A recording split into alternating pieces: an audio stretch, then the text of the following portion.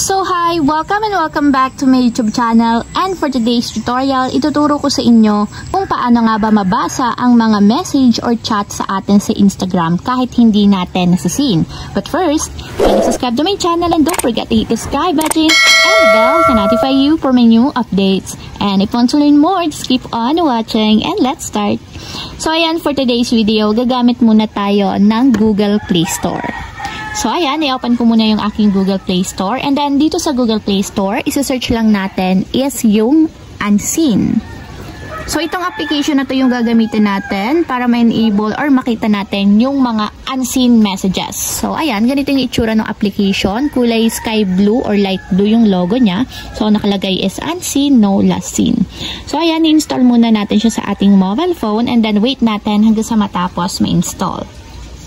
So ayan, after ma-install ng application, itap natin yung open para directly mapunta tayo sa pinakang application. So ayan, dito skip lang natin yung subscription, tap natin yung X button. And then dito tap lang natin yung next. Then next ulit. Then next. And then tap ulit natin yung next. So dito tap naman natin yung give authorization. And then dito hanapin nyo lang yung unseen. So tap natin yung unseen. And then ito turn on nyo lang yung switch button dito sa allow notification access. Then tap natin yung allow. So dapat ganito yung maging itsura niya, naka-enable yung button. So balik tayo. So ayan, tap natin yung allow. Then tap natin yung okay. So ayan, ganito yung itsura ng pinakang application ng Unseen. So kung makikita nyo, wala pa siyang nakalagay dito since nga ka-i-install pa lang natin. So punta naman tayo sa Instagram app. So ito yung ating second step. And then dito magke-create or magko-compose tayo ng message. So for example, i-chat ko yung aking isang account. Sasabihin ko is hi and hello.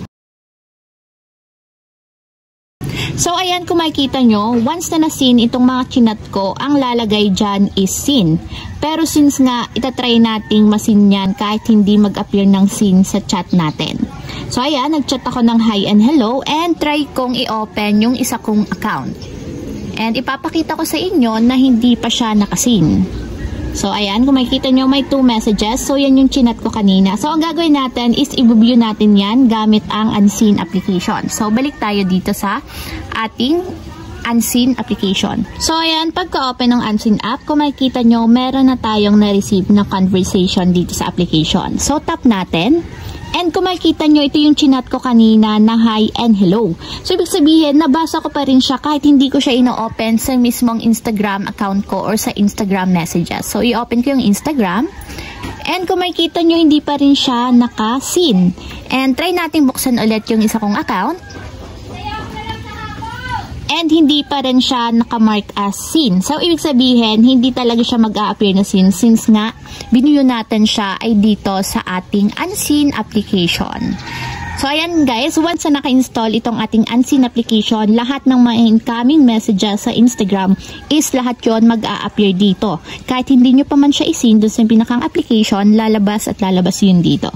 So, ayun lang guys, ganun lang kasimple kung paano nga ba mabasa ang mga message kahit hindi seen sa ating Instagram account. If you have a question, comment down below and don't forget to hit the subscribe button and the bell to notify you for my new updates. And thank you for watching! Living life, every day, late at night, not okay.